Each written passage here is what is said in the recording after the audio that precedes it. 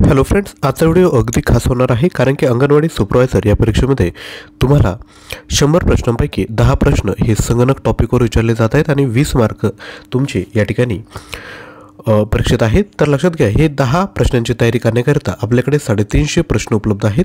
याकरिता आपण जर मटेरियल घेतलं 2000 प्रश्नांचा जर सेट घेतला टेक्निकल प्रश्नांचा, तर त्यामध्ये तुम्हाला 350 प्रश्न संगणक टॉपिकचे भेटणारे. याविषयी पुढे आपण चर्चा करणारच आहोत.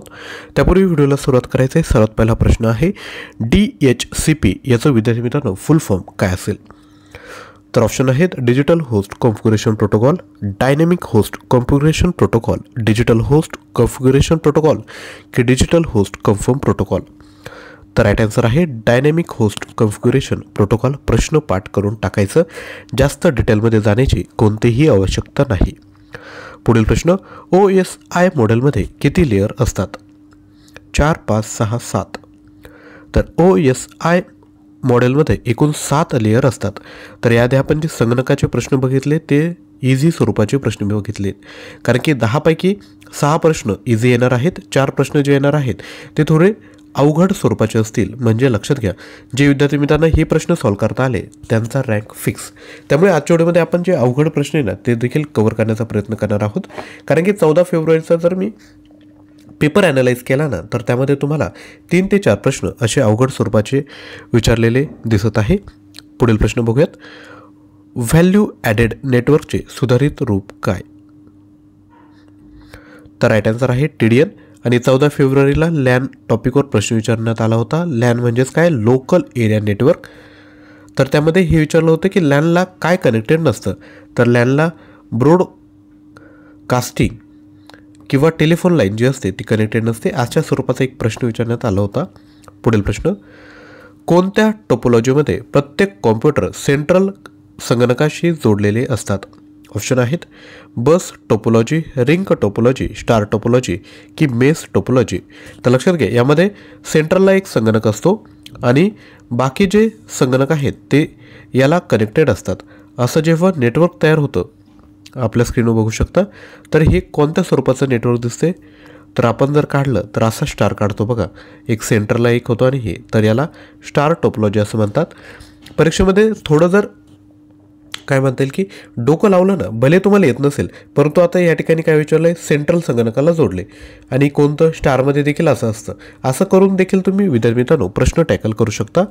पुढील प्रश्न, आणि लक्षात घ्या, परीक्षेमध्ये तुम्हाला एक प्रश्न बरोबर आला की 2 मार्क भेटणार आहे, एक प्रश्न चुकला की तुमचा 0.5 मार्क वजा होणार आहे.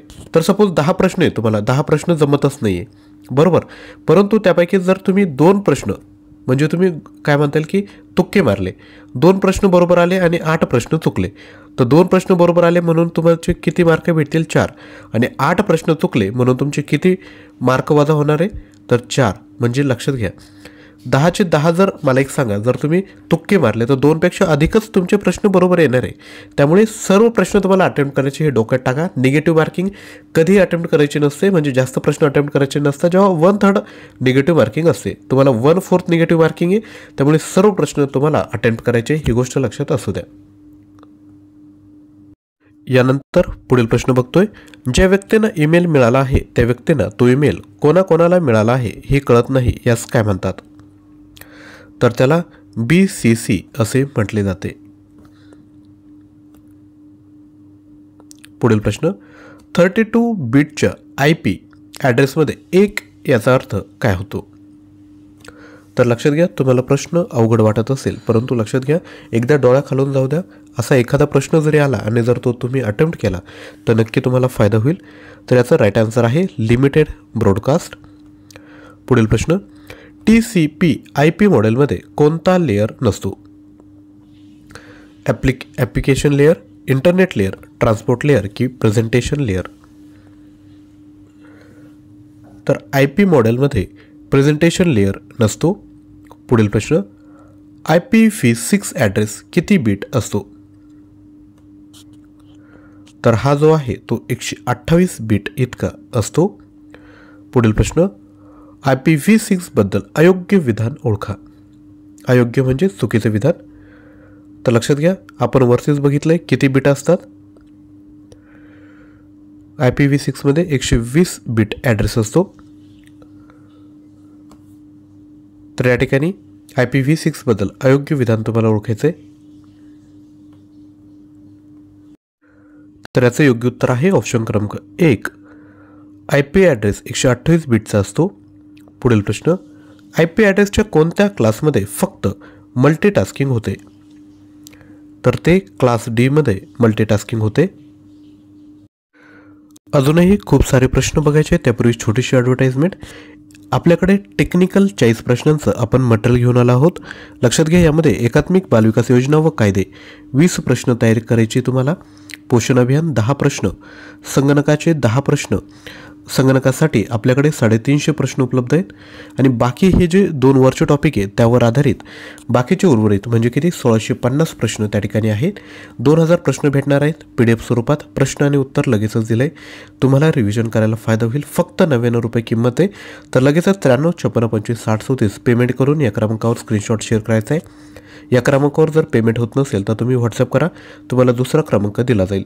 तसेच कंप्लीट स्टडी मटेरियल पॅकेज जर पाहिजे असेल म्हणजे काय तर पूर्ण 100 प्रश्नांची तयारी जर करायची असेल तर आपल्याकडे 18,500 प्लस प्रश्न आहेत. प्राईस फक्त 249 रुपये ठेवली आहे.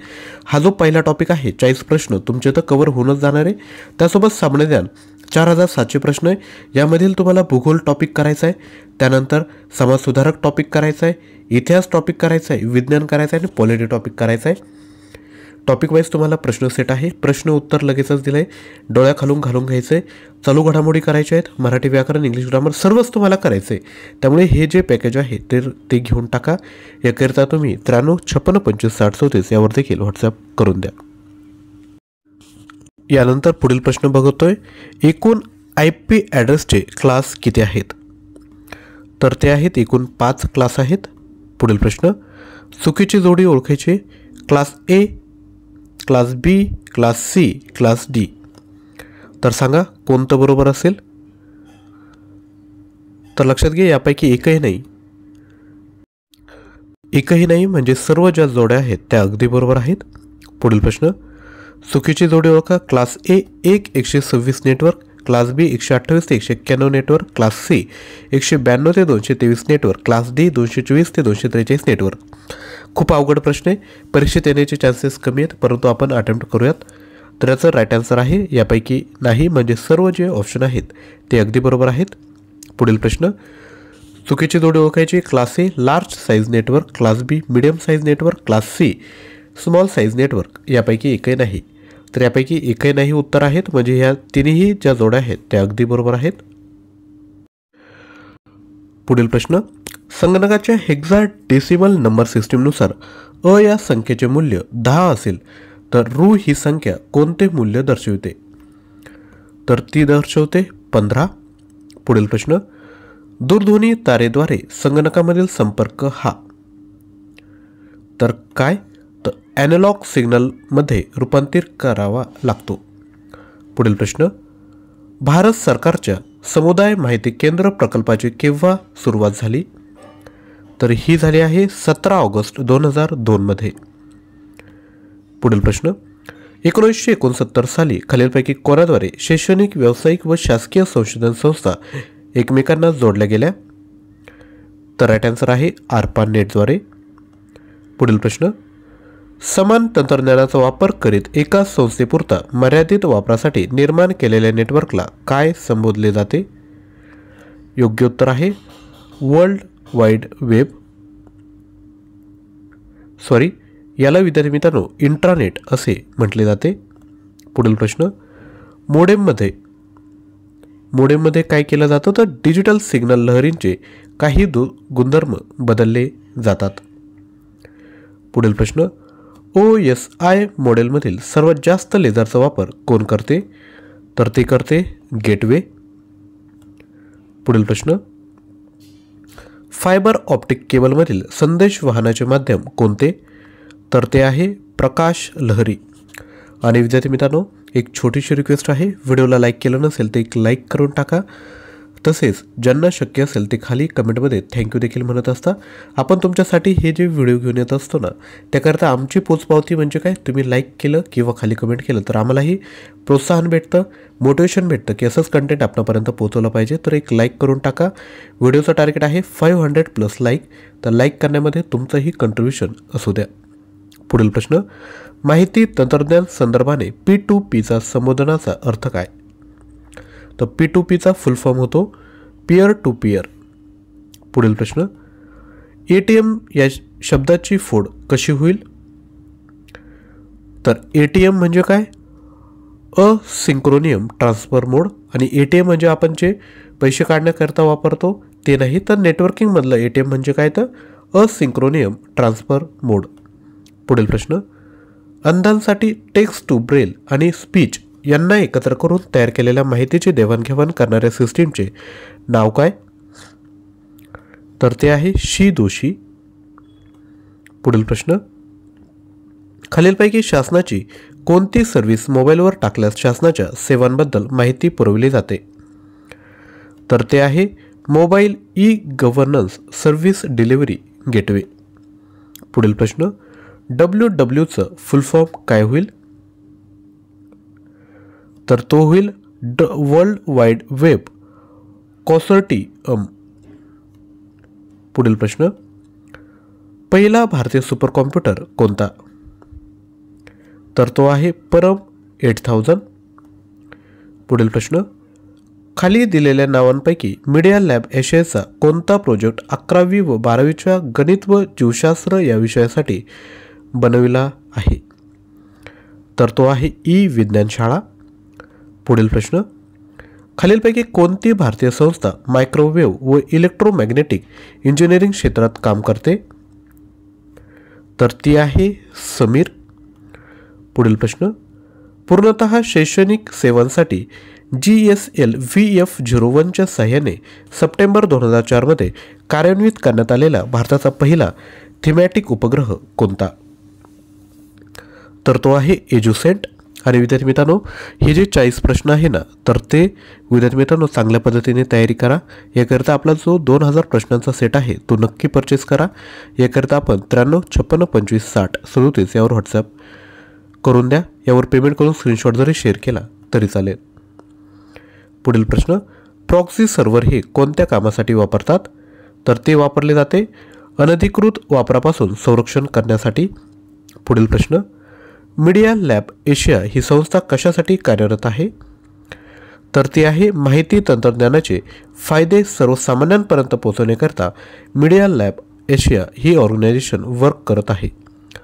पुढील प्रश्न, साफा हे सॉफ्टवेअर कोणत्या व्यक्तींसाठी तयार केलं आहे? तर ते केलं आहे अंध व्यक्तींसाठी. पुढील प्रश्न, ई सागू हे सॉफ्टवेअर मीडिया एशिया लॅब या संस्थेने कोणत्या क्षेत्रासाठी तयार केले? तर ते केलं आहे शेतीसाठी. पुढील प्रश्न, खालील विधाने पहा. पहिलं विधान आहे माहिती तंत्रज्ञान अधिनियम 2000 मधील कलम 3A मध्ये इलेक्ट्रॉनिक सहीबाबत तरतूद करण्यात आली आहे. बी विधान आहे माहिती तंत्रज्ञान अधिनियम 2000 मधील कलम 48 मध्ये सायबर अपील न्यायाधिकरणाबाबत तरतूद करण्यात आली आहे. तर ही जी दोन्ही स्टेटमेंट आहेत, विधाने आहेत, ती अगदी बरोबर आहेत. पुढील प्रश्न, माहिती तंत्रज्ञान अधिनियम 2000 मधील प्रकरण 11 कशाशी संबंधित आहे? तर ते आहे अपराधाबद्दल. पुढील प्रश्न, चुकीची जोडी ओळखायची. प्रकरणांनी तरतूद दिलाय. प्रकरण 5 आहे सुरक्षित इलेक्ट्रॉनिक अभिलेख. प्रकरण 4 आहेत इलेक्ट्रॉनिक अभिलेखांचे आरोपण. प्रकरण 7 आहे इलेक्ट्रॉनिक सही प्रमाणपत्र.